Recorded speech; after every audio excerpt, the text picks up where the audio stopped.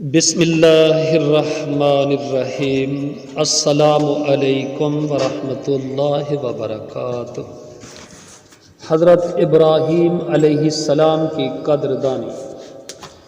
ایک مرتبہ اللہ تعالیٰ کے پیارے خلیل علیہ السلام اللہ تعالیٰ سے دعا مانگ رہے تھے کہ اے اللہ مجھے بیٹا عطا فرما دے، تو اللہ تعالیٰ نے بیٹا بھی عطا کر دیا اور فرمایا وَوَهَبْنَا لَهُ إِسْحَاقَ وَيَعْقُوبَ نَافِلَةً، ہم نے ان کو اسحاق اور یعقوب انعام کے طور پر عطا کر دیے۔ جیسے دنیا میں کوئی شفیق دکاندار ہو اور اس کے پاس کوئی چھوٹا بچہ اس سے سودا لینے جائے تو وہ اس کو سودا بھی دے دیتا ہے جتنا اس نے مانگا، اور اس کی ہتھیلی پر جھونگا بھی ڈال دیتا ہے۔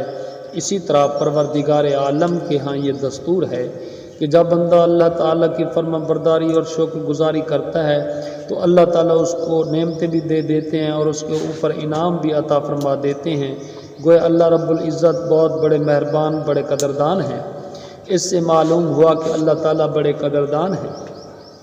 ہم لوگ ناقدرے ہیں، ہم نے تو اپنے پروردگار کی قدر نہ کی، اسی کا دیا کھاتے ہیں، شکوے بھی اسی کے کرتے ہیں، دن رات اس کی نعمتوں کو سمیٹتے پھرتے ہیں اور ان کا شکر ادا کرنے کی ہمیں توفیق نہیں ہوتی۔ اللہ کی تعریف کرتے ہوئے ہمارے منہ ٹیڑھے ہوتے ہیں، حتیٰ کہ پروردگار عالم جیسی حوصلہ مند ذات کو فرمانا پڑا وَمَا قَدَرُ اللَّهَ حَقَّ قَدْرِهِ، انہوں نے اللہ کی قدر نہ کی جیسی کرنی چاہیے تھی۔